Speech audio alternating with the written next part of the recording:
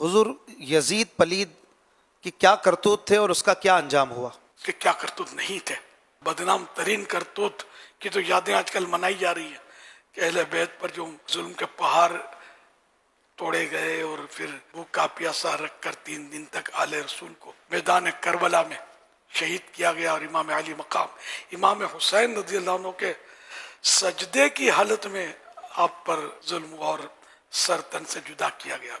ایسے گنونے ظلم ہیں اس کے کہ دنیا کی تاریخ یہ اس سے بڑا کوئی کالا دھبا نہیں ہے جیسا یہ یزید پلید نے کیا، اس کے دور میں کیا گیا. اس کے علاوہ بھی بہت برائیاں کی اس نے جن کے گھر سے پردہ چلا ان بیویوں کو بے پردہ پھرایا گیا اس کے دور میں. کربلا کا ایک تو مارے کا ہوا، کسی کا بھائی شہید ہوا، کسی کا والد شہید ہوا، کسی کا چہیتا بیٹا شہید ہوا. یہ غم زدہ خواتین، سوگوار خواتین وہ کہ جن پر حوریں بھی رشک کریں، ان آل رسول کی خواتین کو ان ظالموں نے جس طرح مطلب گلی گلی پھرایا. یعنی کہ اب کون سا ظلم تھا جو ان لوگوں نے نہیں کیا.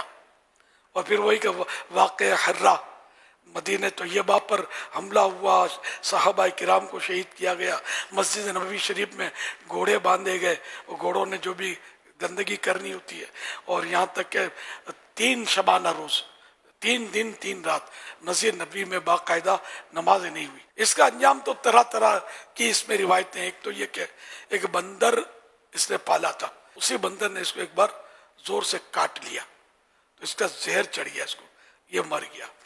ایک یہ اس کے بارے میں کہا جاتا ہے کہ یہ شراب بہت پیتا تھا تو اس کا معدہ جو تھا تباہ ہو گیا.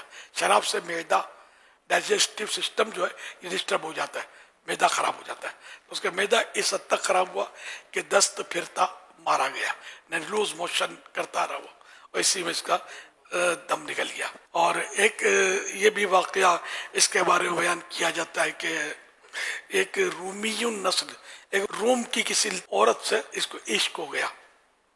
ایک بار اس رومی عورت نے اس کو کہا کہ تم اکیلے فلاں جگہ جنگل میں پہنچو، ہمس کے جنگل میں، وہاں پہنچو اکیلے آنا، تو پھر اپنے رنگ رلیاں منائیں گے، خوب شرابیں پیئیں گے.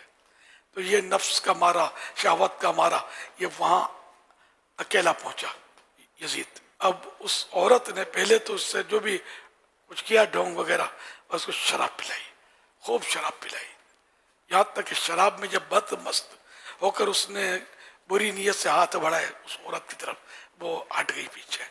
اس نے ایک خنجر آبدار رکھا تھا اپنے پاس چھپا کر، اور وہ خنجر اس نے نکالا اور کہا کہ جو اپنے نبی کے نواسے سے وفا نہیں کر سکتا وہ مجھ سے کیا وفا کرے گا، اس کی سزا یہی ہونی چاہیے کر کے پے در پہ اس نے وار کیے، بھاگ گئی. اس کو وہیں تڑپتا چھوڑ کر وہیں یہ ایڑیاں رگڑ رگڑ کر مر گیا. اس کے اہالی موالی ڈھونڈتے ہوئے وہ پہنچے. اب لاش ایسی گل سڑ گئی تھی، اور چیل کبوں نے بھی اس کو نوچا ناچی کی تھی، بہت بری حالت میں اس کی لاش ملی تھی، سڑی ہوئی. تو پھر یہ کہ اس کو لانا مناسب نہیں سمجھا، اور وہیں گڑا کھود کے داب کے یہ لوگ آ گئے. 2 سال اور کچھ عرصے اس کی حکومت رہی.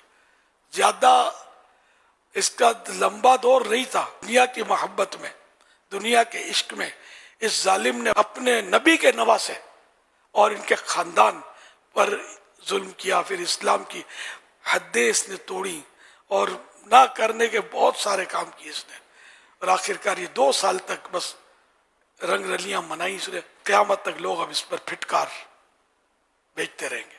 اللہ پاک ہم سب کو دنیا کی محبت سے اور دنیا سے محبت کرنے والے ان ظالموں سے دور رکھے، اور یزید پلید اور ان کے ہمنواؤں سے ہم کو بچائے.